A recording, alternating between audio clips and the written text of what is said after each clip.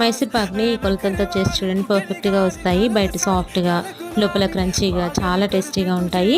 దీనికోసం ముందుగా ఒక కప్పు శనగపిండిని జల్లెడ పట్టుకొని పక్కకు పెట్టేసుకోవాలి. ఏ కప్పుతో అయితే శనగపిండి తీసుకుంటామో అదే కప్పుతో 2 కప్పుల వరకు సన్‌ఫ్లవర్ ఆయిల్‌ని కానీ, నెయ్యిని కానీ తీసుకొని స్టవ్ మీద పెట్టేసుకోవాలి.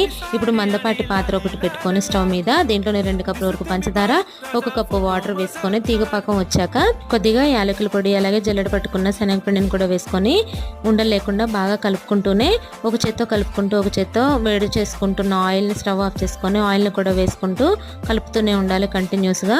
ఇలా పాన్ నుంచి సెపరేట్ అవుతున్నప్పుడు స్టవ్ ఆఫ్ చేసేసుకొని ఆయిల్ అప్లై చేసుకున్న బౌల్‌లోకి వేసేసుకోవాలి.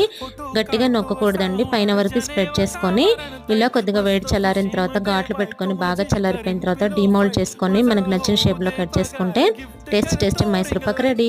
Thank you for watching. Video నచ్చితే లైక్ చేయండి. అలాగే ఎలా ఉందో కామెంట్ చేయండి. మరిన్ని రెసిపీస్ కోసం సబ్స్క్రైబ్ చేసుకోండి.